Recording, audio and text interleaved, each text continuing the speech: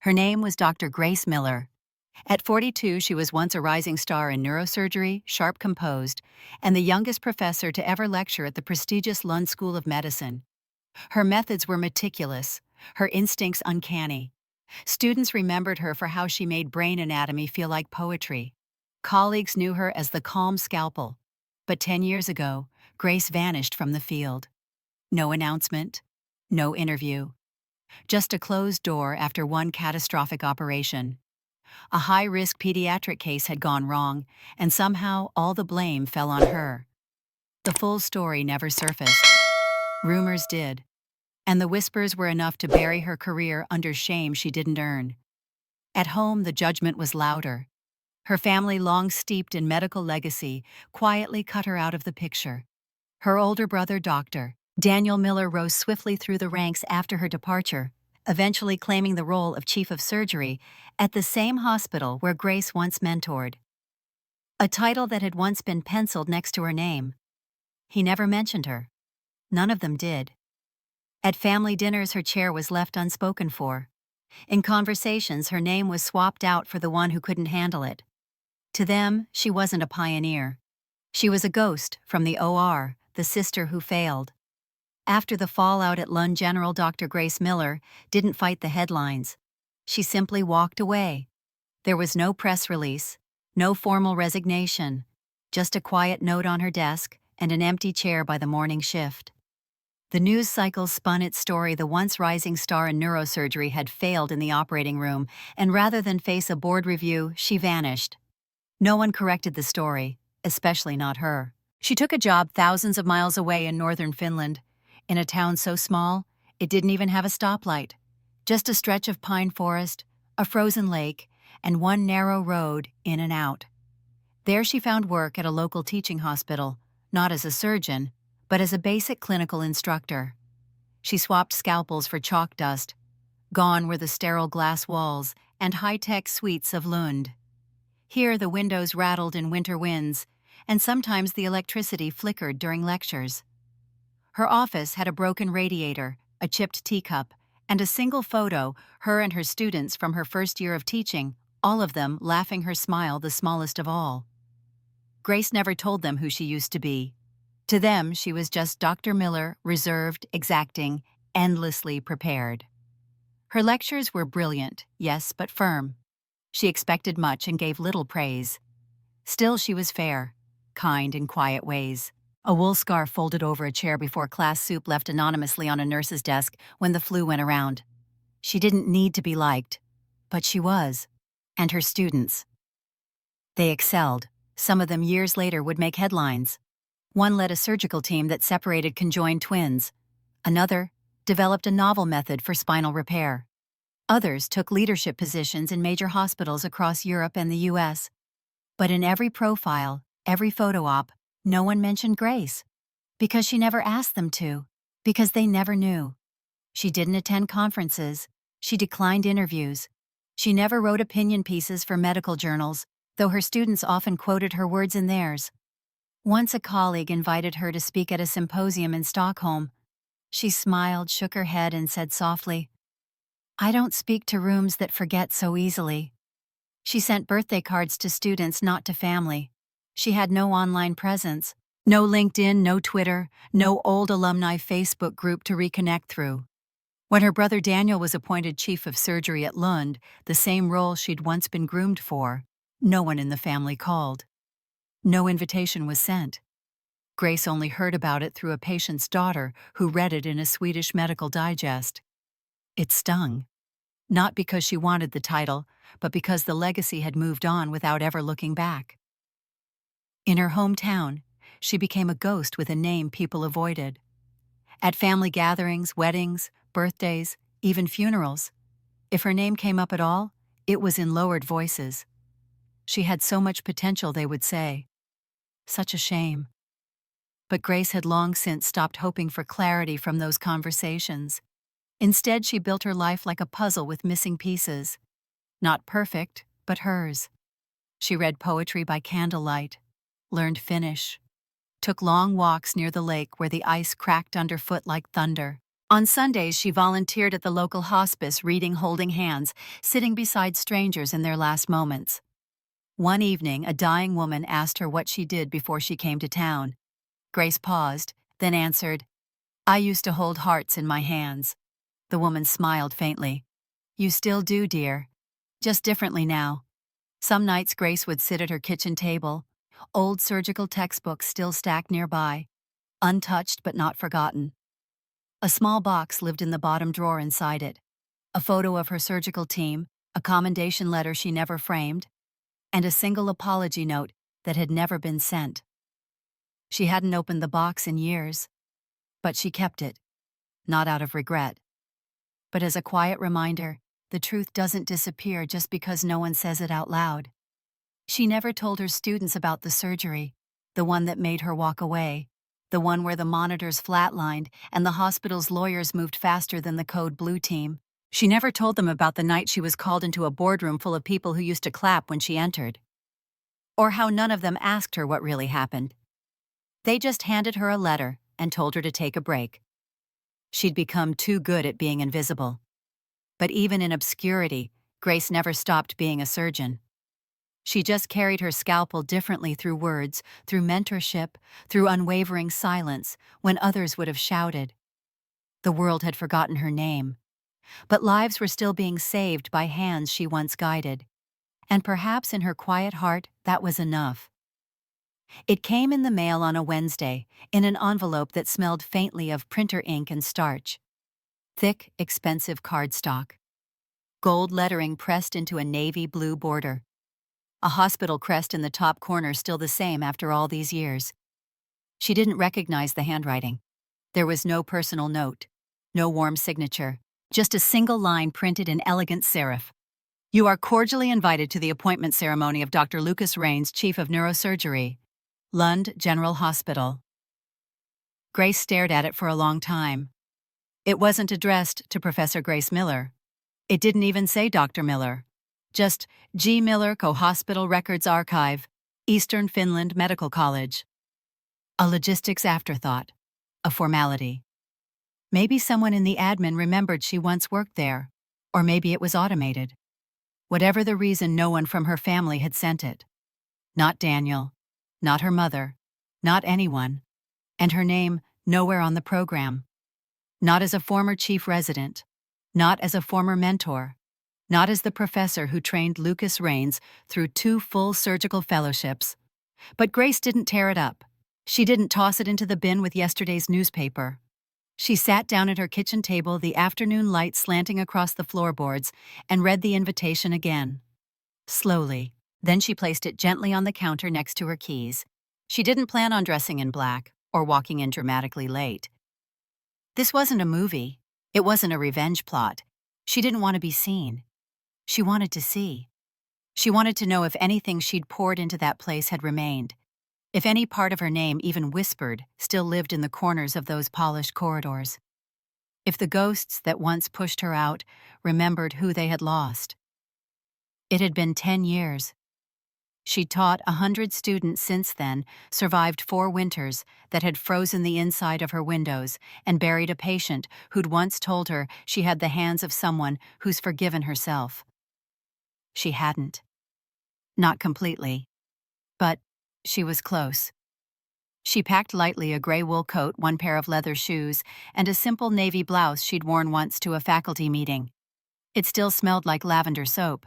Underneath it, she slid a copy of her old teaching notes from Rains's first year. Not for anyone else. Just for her. The flight to Stockholm was quiet. The train to Lund is even quieter. She passed familiar intersections that looked foreign now. Cafes that had changed names.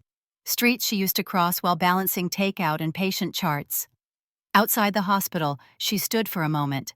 Just stood there, like someone visiting a childhood home that no longer belonged to them. The walls had been repainted.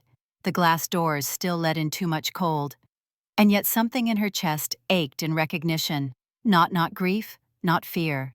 Just the slow hum of return. Inside the lobby, buzzed with low voices and soft music. Families, colleagues, former alumni, everyone dressed in subtle prestige. There were no banners, just a sleek digital display that rotated through slides. Welcome, Dr. Rains, Chief of Neurosurgery, 2025. Grace didn't walk down the center aisle. She took a side seat near the back. No name tag, no reserved sign, just a small paper program folded on the chair. She opened it with deliberate hands. Her name was not there, not under the faculty roster, not in the acknowledgments, not in the legacy of mentorship slide, which listed 5 past professors. She wasn't surprised, not really, but still it stung. A small group nearby whispered about the new chief. He's brilliant, youngest in hospital history, trained under some mysterious European professor. Grace gave a faint smile. She didn't correct them. She could have. But this wasn't about reclaiming credit. It was about reclaiming her place not in their story, but in her own. From the front row, she spotted her brother Daniel.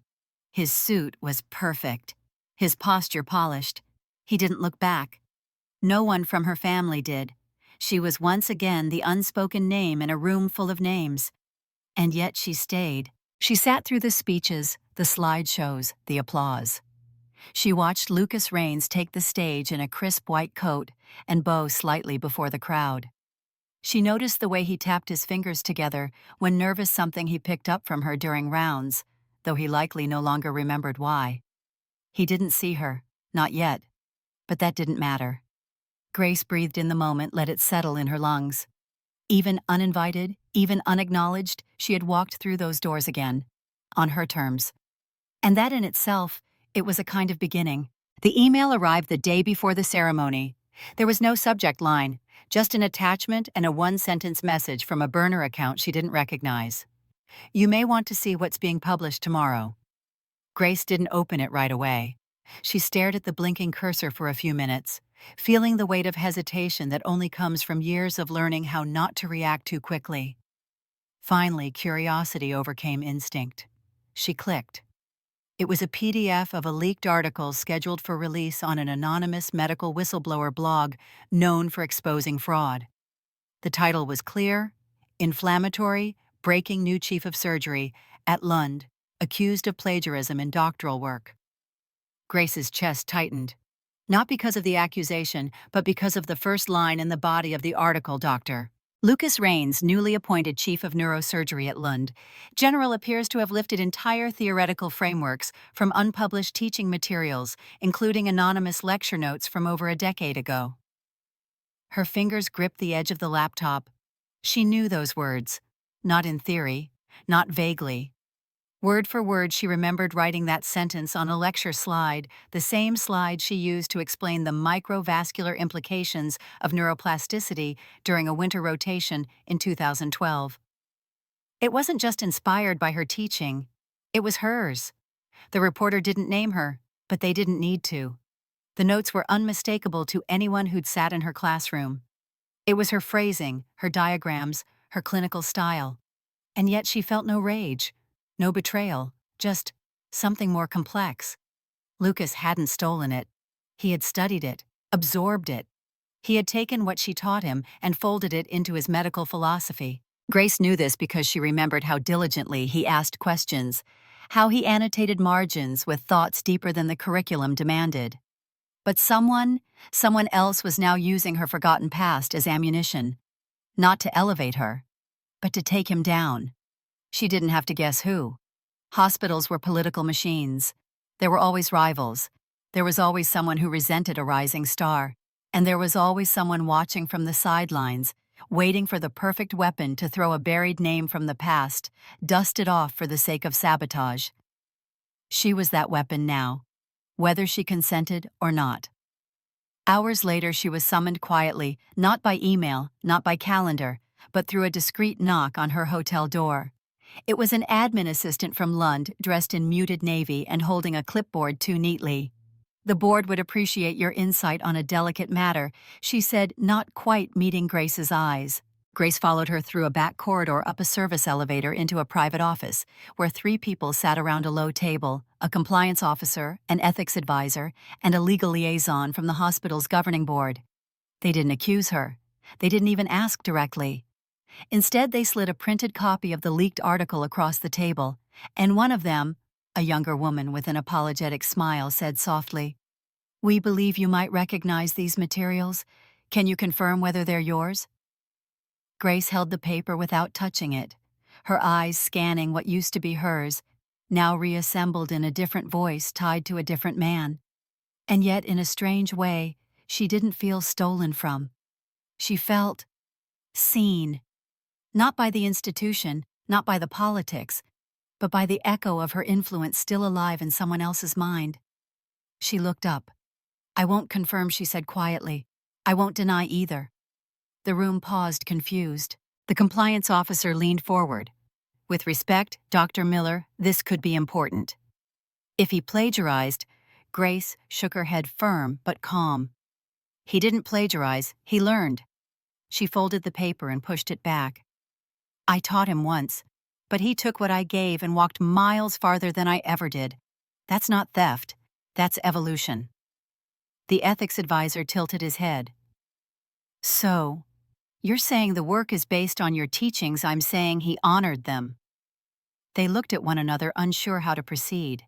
They wanted a soundbite, a confirmation, a clean line to pin responsibility on someone. But Grace wasn't going to be used, not to elevate herself, and not to destroy someone who had knowingly or not carried a part of her with him into the next chapter of medicine. Before she stood, she added one final line. "If your concern is that my name wasn't cited, don't be. My name's not what matters." Then she left. In the elevator down, she caught a glimpse of herself in the mirror, not in her formal self, not the professor, or the ghost, or the daughter who vanished. Just Grace, hair pulled back, shoulders steady, and for the first time in years, her reflection looked like someone she could live with. The leak would go live the next morning. That much was inevitable. But she wouldn't be the one to validate it. She wouldn't be the one to weaponize what was once a moment of shared knowledge. Grace had spent years hidden behind silence. Now she realized that silence was hers to command, not anyone else's. This wasn't about justice in the courtroom sense. It was about the difference between revenge and remembrance. And she had made her choice. The grand hall was dressed in pride. Crisp suits, polished shoes, lapel pins glinting under golden lights. Rows of doctors, administrators, donors, and families filled the velvet chairs like pieces in a well-arranged display. Name cards, printed programs, champagne flutes that had never tasted dust. At the very back, just past the edge of notice, Grace stood still. She wore a silver-gray coat. Simple. Not formal, not casual, just clean. Her hair was swept back into a low, practiced bun. Not decorative, deliberate. Her hands rested in front of her like someone standing at the edge of something they'd once called home. Her face held no anger, no pride, only stillness like water that had learned how not to ripple. The ceremony opened with an orchestra of polite welcomes and institutional pride. A slideshow rolled through Lucas Raines's achievements, trauma innovations, surgical outcomes, community initiatives. His credentials painted the story of a man on the rise of excellence earned. Then the applause softened, and Lucas stepped up to the podium. His posture was steady, but his breath betrayed something deeper. He began thanking those who had walked beside him, mentors, former department heads, and his parents in the second row. His voice moved with the rhythm of someone used to explaining life and death through science. But then, just as he neared the end of his speech, his sentence cracked. He paused.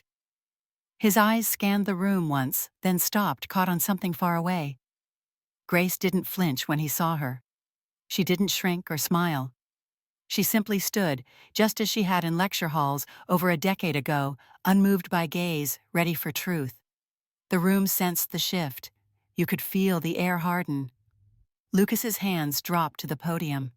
He stepped back, and then in a move no one rehearsed, he left the stage entirely. He walked down the steps slow but sure, his eyes never leaving hers. When he reached the center aisle, he turned not toward the audience but to Grace. No spotlight followed him, no music swelled. Only his voice rose trembling, but clear enough to split the air like a scalpel. "Professor." I trained under you. The words landed with weight. What I know what saved lives this past year, it came from your lectures, from your quiet brilliance. You didn't just teach me medicine. You taught me how to think when every second mattered. You taught me how to lead when no one else would. You could hear the hum of air vents overhead, the glassware clinking somewhere in the back. But no applause followed his words. No polite laughter softened them, because this wasn't entertainment. This was truth unvarnished, unexpected, and powerful. And in that room filled with accolades, silence became the highest form of respect. Near the front, Grace's mother, the same woman who once said she never had the stomach for real surgery, slowly lowered her gaze. Not in shame, not yet, but in something dangerously close to reflection. Grace didn't move, but something in her face changed. Not a smile, just the faintest release of something she'd been holding behind her ribs for too long. Lucas continued, his voice steadier now. I didn't mention your name in my thesis, and that was a mistake. Not because you needed credit, but because I needed to remember who made this possible. You disappeared and the world forgot. But I didn't. People were now turning. Entire rows shifting to look toward the back of the room where she stood. She didn't raise her hand, didn't speak. She didn't need to. At the front row, Dr. Daniel Miller, Grace's older brother, the man who had taken her position all those years ago, sat still. His hands were clenched under the table, jaw was tightened. His eyes didn't meet hers, but his face said enough. It was the expression of a man who had thought a name could be erased by silence. But names, when earned in truth, have a way of surviving the edits. Behind him, a few members of the hospital board exchanged quick, awkward glances. They had seen Grace's name on the guest list only this morning, hastily added in ink by an intern who didn't know better. And now she was the center of the room. Lucas took one final step closer, his voice softer. You were never a failure. The system failed you. I just hope. Maybe today we started rewriting that. Then he raised his hand, not to offer a handshake, not to wave. He raised it to his temple, a formal salute, not military, but no less sacred.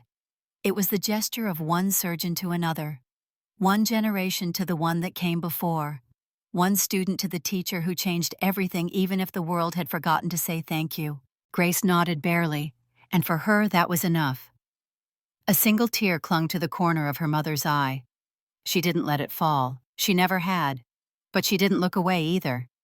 And for the first time in years, Grace stood not as a ghost of a career past, not as a rumor of what might have been, but as a woman who had quietly built legacies in silence.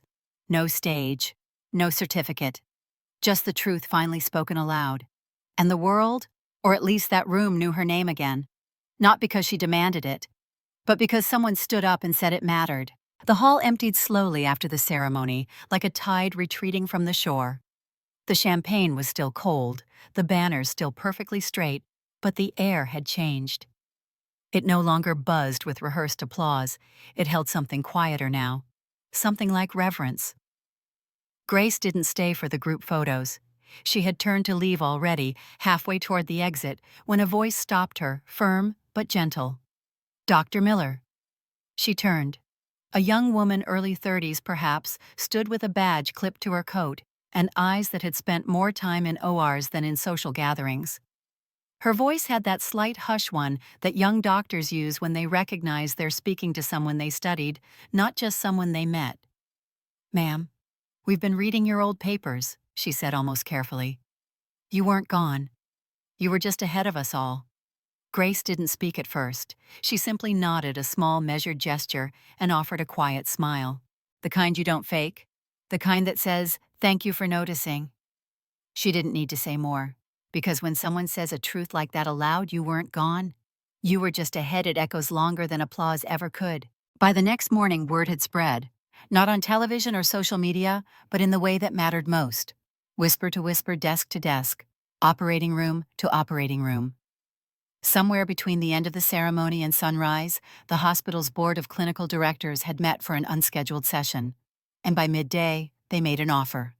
"We would be honored," the chair said over a quiet phone call, "if you would return, not as staff, not as a performer on the surgical floor, but as a mentor, as the senior surgical educator for our most advanced residency track."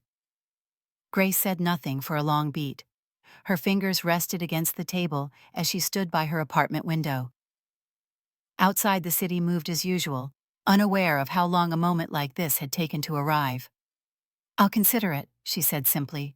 No dramatics, no conditions. Because this time, it wasn't about proving anything. It was about choosing what mattered. 2 days later, the old walnut-paneled corridor of the hospital, the one leading to the Department of Surgery, bore a quiet, striking change.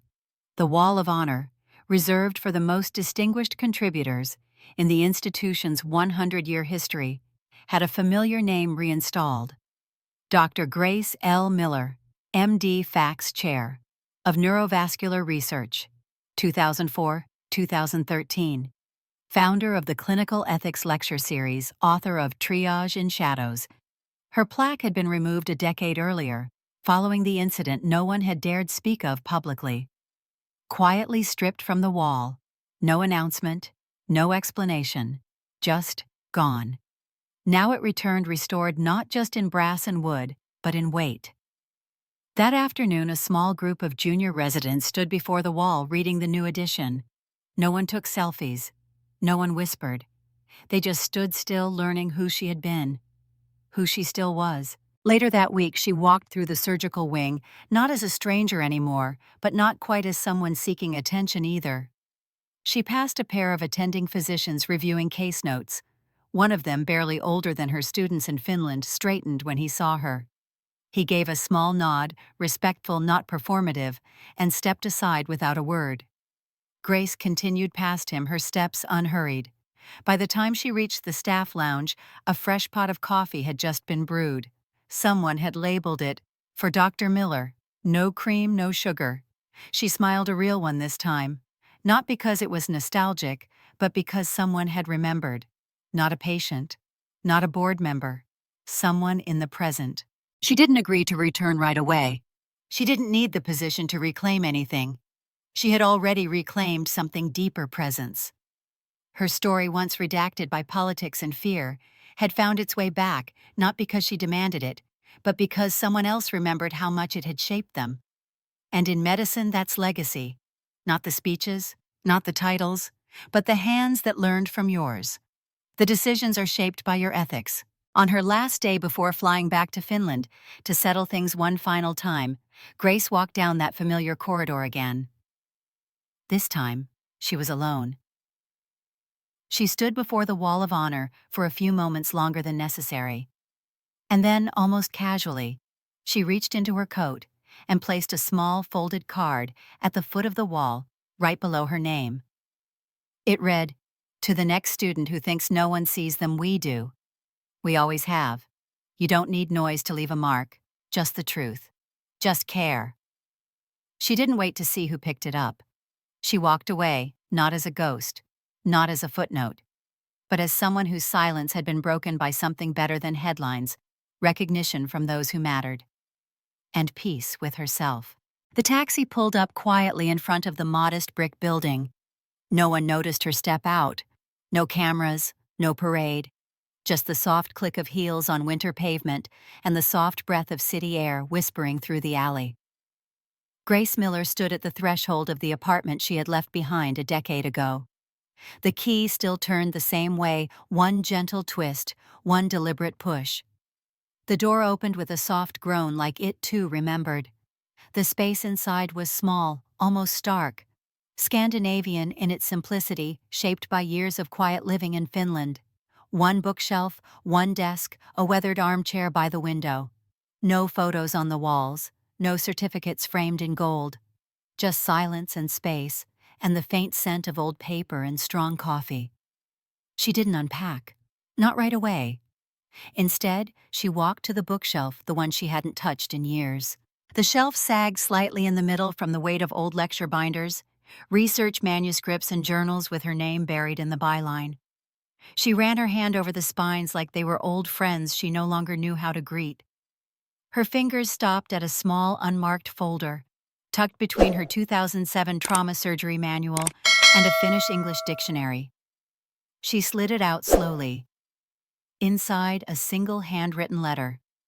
The ink slightly faded, the edges yellowed by time and humidity. She recognized the handwriting instantly her own, but softer. Written during the first month after everything fell apart. She sat in the chair, unfolded it carefully, and read. If someone finds this, it's probably because I never sent it. That's fine. Not everything needs to be said out loud. People think silence means surrender. That if you don't speak, you've accepted their version of the truth. But silence isn't always weakness. Sometimes it's knowing your worth isn't up for debate. I didn't leave because I lost. I left because I refused to stay where they only valued the noise, not the substance. If anyone still remembers me, I don't need to be honored. I just hope they understand I never needed to be loud to be right. Her throat tightened as she finished reading. She had forgotten she'd ever written it. Forgotten the version of herself who still needed to explain why she disappeared. But now, sitting there a decade later, she realized something. She no longer needed the letter. Because someone had remembered. Someone had seen her. Not the version sculpted by rumors or redacted reports, but the real Grace, the one who quietly shaped minds, who didn't need applause to be relevant, who had once taught the very hands that now held scalpels in the best hospitals in the country. She stood up and walked to the kitchen. Made herself coffee the way she always had, strong, no sugar, just heat and clarity. The silence in the room wasn't empty anymore. It was whole. It held memory, meaning. Across the room, her phone buzzed, a rare occurrence. It was a message from Lucas Rains. Heading into a complicated procedure tomorrow. Rereading your vascular flow failover lecture notes. Still gold. Thought you should know. She smiled, not for the praise, but for the understanding. He hadn't called her professor. Not Dr. Miller, just Grace. And somehow that was enough. She went to bed early that night, the city soft outside her window. From her bed she could see the bookshelf, the desk, and the envelope, now resting back in its folder. But she knew something had shifted. The letter once meant to justify her silence no longer carried weight. Because she wasn't silent anymore. She had simply stopped shouting into rooms that refused to listen. Now her voice lived in others, in students who quoted her without knowing her face, in surgeons who still referenced her slides during emergencies, in a young woman at a ceremony who said, "You weren't gone. You were just ahead." The next morning, as sunlight spread across her windowsill, Grace opened her laptop. Not to search her name, not to follow the aftermath of the ceremony, just to check her email. Among the routine faculty notices and medical journal updates, there was one new message from admin@lund.edu. Subject guest lecturer, invitation, Advanced Surgical Ethics Seminar, spring term. At the bottom, a simple line. We would be honored to have you back, even for one session. She closed the laptop. Let it sit for a moment.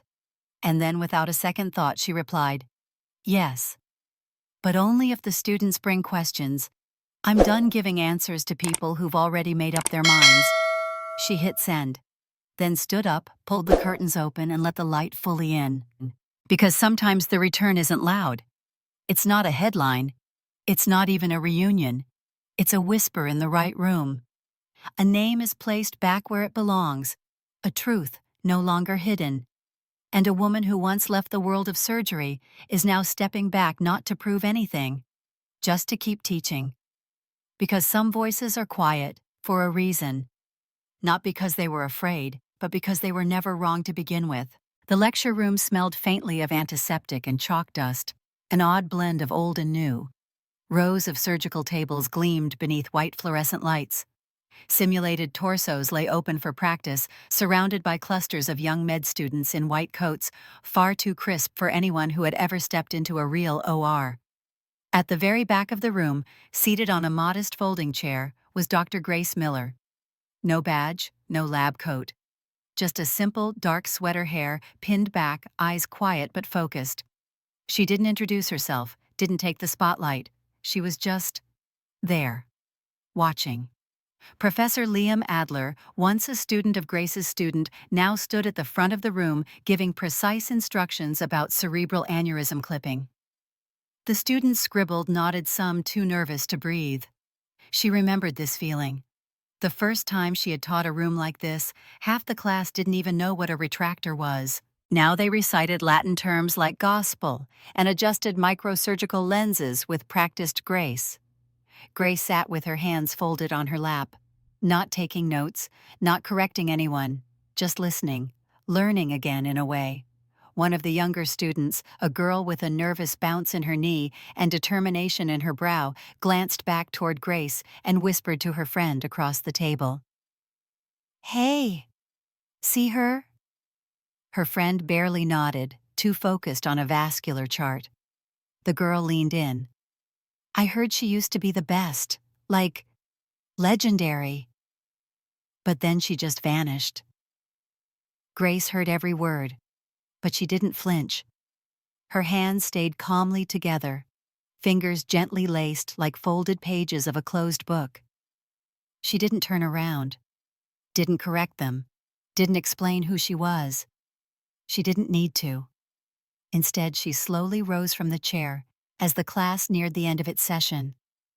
Quietly, she walked toward the edge of the whiteboard near the exit. The students were still focused on their mock surgeries, their scalpel techniques, their diagrams. None of them noticed her reach for a marker. She wrote only one line, just 7 words. "Impact doesn't shout, it echoes." Then she placed the marker back in its holder, picked up her bag, and left the room as silently as she had entered. The quote stayed on the board for hours. Long after the students left and the janitor wiped the rest of the board clean, those words remained undisturbed. The young girl from earlier came back later that evening for her notebook and froze when she saw it. She stared at the words for a long time. Then slowly, almost reverently, she pulled out her phone and snapped a photo. She didn't know why. She just knew it mattered. She didn't know that the woman who wrote it once developed the vascular flow model that saved her uncle's life 3 years ago. She didn't know that the silent visitor at the back of the room once trained the surgeon who operated on her friend's brain tumor, or that her residency program's emergency trauma protocol still bore the hallmarks of Dr. Miller's original design. She didn't know, and maybe she didn't need to, because echoes don't ask to be recognized. They're just felt long after the sound is gone. A week later, that same whiteboard quote made its way onto the hospital's internal bulletin board. No signature, no context, just taped there under the weekly rotation schedule, like a whisper tucked inside bureaucracy. Doctors passed it on their way to rounds. A few paused, a few smiled. One of the older surgeons stared at it for nearly 5 minutes before walking away with his hands in his pockets and something tender in his eyes. Back at home, Grace received no awards, no headlines, no call from the dean, just a package on her doorstep. Inside was a letter, handwritten in careful cursive. "I don't know if you remember me. I was a first-year student when you taught the ethics elective in Finland. You told us not to chase applause, to chase precision and humility. I never forgot. This year I became the lead surgeon on a case I never thought I'd be ready for. But I was, because of you." At the bottom, a small Polaroid photo of a surgery team holding up their fingers in the shape of a G for Grace. No caption, just people she never posted with, never stood beside, but who had still carried her lessons into their chapters. Sometimes legacy isn't built in grand speeches. Sometimes it's built in the echo of unspoken gratitude, in the hands of students who now teach others, in the way your words become someone else's turning point, even if they never know your name. Grace made tea that night, not coffee. She was learning to let the sharpness go. She sat by the window, the soft hum of the city rising and falling like breath. She watched lights flicker in apartments across the street, lives going on, unbothered by spotlights or silence. She sipped her tea and smiled, because she finally understood something she'd always taught but only now fully believed. You don't have to be seen to make a difference. You just have to keep showing up even quietly. Because some truths echo, and the loudest legacies, they never shout, they linger.